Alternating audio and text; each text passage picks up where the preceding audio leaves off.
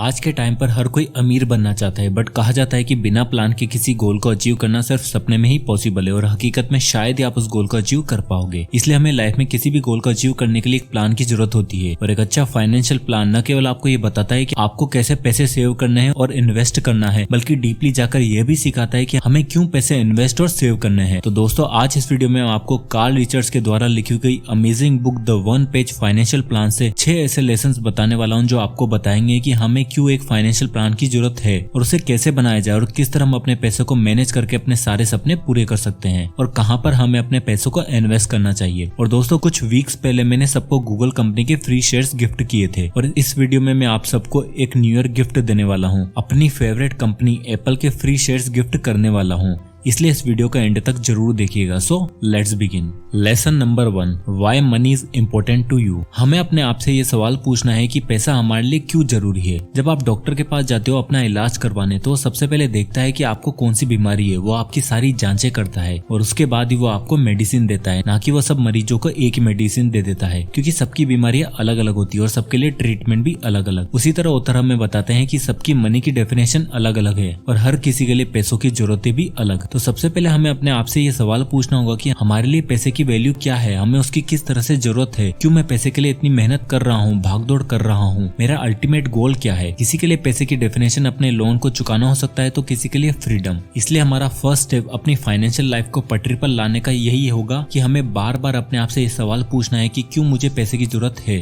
और चाहे आपके लिए ये सवाल कितना भी अनकंफर्टेबल क्यों ना हो जाए, तब तक आपको अपने आप से ये सवाल पूछते रहना है जब तक कि आपको इसका सही जवाब न मिल जाए। क्योंकि हमारे साथ सबसे बड़ी प्रॉब्लम यही होती है कि हम अपने आप से सवाल पूछते ही नहीं है। हम चाहे अपने घर में हो या फिर अपनी सोसाइटी में, हम पैसों के बारे में बात करना पसंद नहीं करते हैं, क्योंकि वह सिचुएशन हमारे लिए अनकंफर्टेबल होती है। इसलिए हम इस क्वेश्चन को हमेशा अवॉइड ही करते रहते हैं। तो अगर आप जब तक अपने आप से ये सवाल नहीं पूछोगे, तब तक आप अपनी फाइनेंशियल जर्नी को स्टार्ट नहीं कर पाओगे। Lesson number 2, guess where you want to go. जब भी बात होती है हमारे फाइनेंशियल फ्यूचर की, तो हमें पता नहीं होता है कि हमारा फ्यूचर क्या होने वाला है। ऑथर हमारे फाइनेंशियल फ्यूचर को बिल्कुल एक वेकेशन की तरह बताते हैं। ऑथर बोलते हैं कि जिस तरह अगर आप कहीं नई जगह पर वेकेशन के लिए जाते हो, तो आप उस जगह के बारे में सारी जानकारी लेते हो, वहां पर कौन कौन सी अच्छी जगह है घूमने के लिए, वह सब आप डिसाइड करते हो। उसी तरह आपको पता होना चाहिए कि आपका फ्यूचर कैसा होने वाला है, फ्यूचर में आपके खर्चे किस तरह के होने वाले हैं, क्या कोई इमरजेंसी फ्यूचर में हो सकती है, उसके लिए आपको तैयार रहना है। बट यहाँ पर ऑथर एक और चीज हमें बताती है कि आपको आपके फ्यूचर गोल्स के बारे में पता तो होना ही चाहिए, बट साथ ही साथ हमें कुछ ऐसे इवेंट्स के लिए भी तैयार रहना चाहिए जो अनएक्सपेक्टेड हो सकता है कि कोई इमरजेंसी आ जाना या फिर अचानक से कोई बड़ा खर्चा आ जाना, जिससे काफी पैसों की जरूरत आपको पड़ सकती है, क्योंकि ये लाइफ है और फ्यूचर में कुछ भी हो सकता है। तो हमें हर चीज के लिए तैयार रहना है। इसलिए आपको सबसे पहले ये सोचना है कि पैसा आपके लिए क्यों इंपॉर्टेंट है और उसके बाद आप लाइफ में कहाँ जाना चाहते हो, आपके गोल्स क्या हैं। क्योंकि अगर आपको आपके गोल्स के बारे में ही पता नहीं होगा, तो आप भटक जाओगे और घूम फिर कर आज जहाँ पर हो वहीं पर रहोगे। Lesson number 3, where you are right now. अब आपको पता चल गया है कि पैसा आपके लिए क्यों जरूरी है और आपको आपकी डेस्टिनेशन के बारे में भी पता चल चुका है कि आपके गोल्स क्या क्या है। अब बात आती है कि उन गोल्स को अचीव कैसे करना है। उसके लिए हमें हमारी करंट लोकेशन का पता होना चाहिए। जिस तरह जीपीएस हमें हमारी करंट लोकेशन के बारे में बताता है और उसके हिसाब से आप किस तरह अपनी डेस्टिनेशन तक पहुंच सकते हो, उसका मैप आपको वो दिखाता है। उसी तरह आपको पता होना चाहिए कि अभी आप कहां पर खड़े हो, आपके एसेट्स कितने हैं, मतलब कि आपके पास कितने इनकम के सोर्सेस हैं या फिर कितनी चीजें हैं जो आपको अभी पैसा अर्न करके दे रही हैं। वो कुछ भी हो सकता है, जैसे कि आपका घर हो जो आपने रेंट पर दे रखा हो, वहां से आपको हर महीने की इनकम होती है, तो वो आपका एसेट्स है। आपके इन्वेस्टमेंट जिनके थ्रू आप पैसे कमा रहे हो, वो भी आपके एसेट्स हैं। और साथ ही साथ आपको आपकी लायबिलिटी कितनी है उनके बारे में भी पता होना चाहिए, मतलब आपको कितने पैसे चुकाने हैं। जैसे कि अगर आपके ऊपर कोई लोन है या फिर आपने किसी से पैसे उधार लेकर रखे हैं, तो ये सब लायबिलिटीज है। तो जब आप एसेट्स में से लायबिलिटीज को घटा दोगे, तो वो आपकी नेटवर्थ होगी। तो आपको पता चलेगा कि आपकी नेटवर्थ क्या है, आप अभी कहाँ हो और आपको अभी कितने पैसे और कमाने हैं, जिससे कि आप फाइनेंशियल फ्रीडम अचीव कर पाओगे। ये सब आपको पता होना चाहिए। Lesson number 4, invest like a scientist. Author बोलते हैं कि वो बहुत सारे लोगों से मिलते थे और वो लोग ऑथर को उनके इन्वेस्टमेंट फेलियर के बारे में बताते थे कि किस तरह उन्हें स्टॉक मार्केट में लॉस हुआ है, जिस कारण लोग अब इन्वेस्ट करना ही नहीं चाहते हैं, क्योंकि उन्हें लगता है कि उनका सारा पैसा बर्बाद हो जाएगा। ऑथर बोलते हैं कि उनके साथ ऐसा इसलिए हुआ क्योंकि उन्होंने स्पेकुलेशन को इन्वेस्टिंग समझ लिया था। वो बस प्रेडिक्ट करते जा रहे थे कि आगे इस कंपनी का क्या होगा और वो बिना सोचे समझे बस अपनी गट फीलिंग के बेस पर इन्वेस्ट कर रहे थे, जिसके कारण उन्हें लॉस हो रहा था। ऑथर के जो फ्रेंड जो कि एक डॉक्टर है, वो बोलते हैं कि अगर जिस तरह मैं इन्वेस्टमेंट करता हूँ उसके बेस पर अगर मैं लोगों का ट्रीटमेंट करने लग जाऊं तो आधे लोगों को तो शायद बचाना ही मुश्किल हो जाएगा। ऐसा क्यों? क्योंकि डॉक्टर आपको स्पेकुलेशन के बेस पर मेडिसिन नहीं देता है कि आप डॉक्टर के पास जाओ, आप जब आपकी तबीयत खराब हो और डॉक्टर सोचे कि सबको वायरल फीवर हो रहा है तो आपको भी वही मेडिसिन दे देगा। ऐसा नहीं है, वो पहले सारी आपकी जांचें करने के बाद ही आपका ट्रीटमेंट करता है। बट इन्वेस्टिंग के मामले में हम लोग बस अपनी गट फीलिंग के बेस पर ही इन्वेस्टमेंट करना लग जाते हैं और हमने जिस कंपनी के स्टॉक्स खरीदे वो अच्छा परफॉर्म करेंगे ये स्पेकुलेशन करने लग जाते हैं, इसलिए हमें काफी नुकसान उठाना पड़ता है। इसलिए ऑथर हमें बोलते हैं कि अगर आप लॉन्ग टर्म देखोगे, पिछले 10-15 साल का ग्राफ देखोगे तो आप पाओगे कि मार्केट हमेशा ऊपर ही गया है, तो लॉन्ग टर्म में आपको कोई नुकसान नहीं होने वाला है। और ऑथर बोलते हैं कि लॉन्ग टर्म इन्वेस्टिंग करने के लिए आपको किस कंपनी में इन्वेस्ट करना है ये ढूंढना कोई रॉकेट साइंस नहीं है। आप जिन कंपनीज को बड़े अच्छे से जानते हो, समझते हो, उनके प्रोडक्ट आप डेली यूज करते हो, आपको उनमें इन्वेस्ट करना चाहिए। जैसे हम इंडियंस डेली बेसिस पर कितने सारे अमेरिकन प्रोडक्ट्स और सर्विसेज यूज करते हैं, मूवीज हम नेटफ्लिक्स पर देखते हैं, शॉपिंग अमेजोन से करते हैं और फोन एप्पल का यूज करते हैं। और एक कंपनी जिसकी कार हर कोई चलाना चाहता है वो है टेस्ला। कितना अच्छा होता अगर इन कंपनीज की ग्रोथ से हमें भी फायदा होता। एप्पल, अमेजोन, गूगल, टेस्ला जैसी कंपनी की ग्रोथ बहुत अच्छी हो रही है एंड आई एम श्योर आगे भी अच्छी होती रहेगी। और क्या आपको पता है कि आप यूएस स्टॉक मार्केट में फ्रैक्शनल शेयर्स भी बाय कर सकते हो, मतलब स्टॉक का एक छोटा सा पार्ट। यूएस स्टॉक में इंडिया में इन्वेस्ट करने में पहले बहुत सारे चार्जेस एंड कमीशन इन्वॉल्व थे, बट IND मनी ने ये सब सॉल्व कर दिया है। यहाँ जीरो अकाउंट ओपनिंग है, मेंटेनेंस फीस है, जीरो ब्रोकरेज फीस है यूएस स्टॉक्स बाय और सेल करने पे, और आपको सबसे अच्छे रेट्स भी मिलते हैं। सो आपकी फेवरेट यूएस कंपनी और ETF में एक छोटे से अमाउंट से भी आप इन्वेस्ट करना स्टार्ट कर सकते हो। और मैं आप सभी को IND मनी के साथ मिलकर एप्पल के शेयर्स बिल्कुल फ्री में दे रहा हूँ। यस, बस डिस्क्रिप्शन लिंक से IND मनी पे साइन अप करो और आपको एप्पल्स के फ्री शेयर्स मिलेंगे इन योर रिवॉर्ड सेक्शन। या फिर आप प्ले स्टोर या एप्पल स्टोर से अगर आप IND मनी इंस्टॉल करते हो तो बस आपको BBM Apple code sign up करते टाइम डालना है और आपको एप्पल्स के शेयर फ्री में मिल जाएंगे। Apart from US stock investment, जब आप IND मनी पे अपने क्रेडिट कार्ड ऑटो ट्रैक करते हो तो आपको आपके क्रेडिट कार्ड स्पेंड करने पे भी IND मनी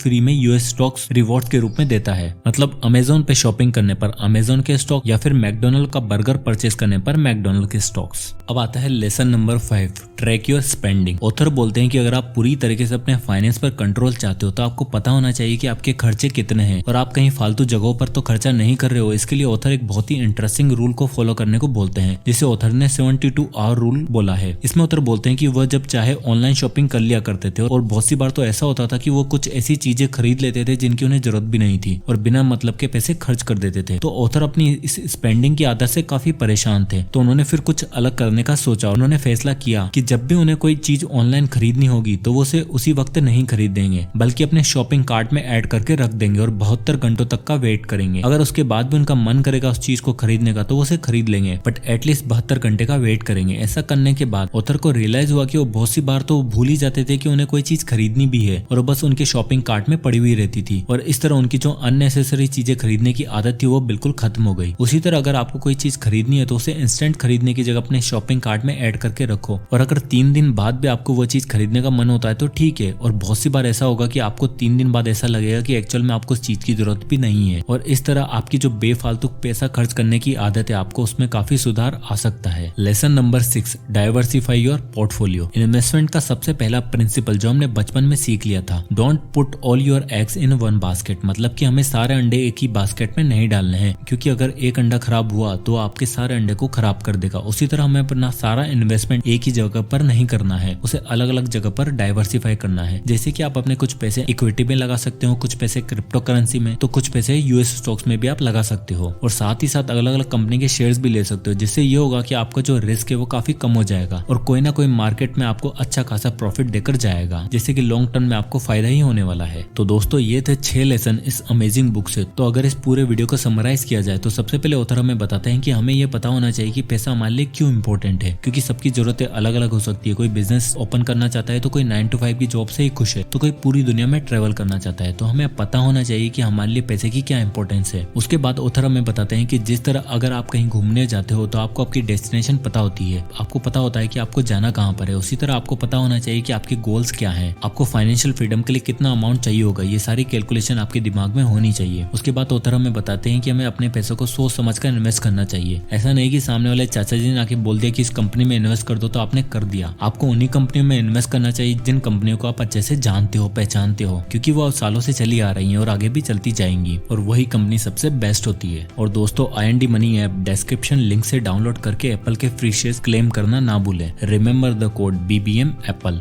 I&D मनी को ओवर 2 मिलियन इंडियंस यूज कर रहे हैं। तो आप भी अपनी फाइनेंशियल लाइफ ट्रांसफॉर्म करने के लिए इस ऐप को जरूर डाउनलोड करिए। सो आपको ये वीडियो आपको पसंद आया होगा तो इसे ज्यादा से ज्यादा लोगों तक शेयर करें, और अगर आप इसी तरह के वीडियोस चाहते हैं तो हमारे चैनल को सब्सक्राइब करना ना भूलें। मैं इसी तरह के वीडियोस लाता रहूंगा, और आप किसी भी बुक या टॉपिक पर वीडियो चाहते हैं तो मैं कमेंट बॉक्स में कमेंट करके जरूर बताइएगा। मैं उस पर वीडियो बनाने की पूरी कोशिश करूंगा। तो मिलते हैं नेक्स्ट वीडियो में, तब तक के लिए जय हिंद।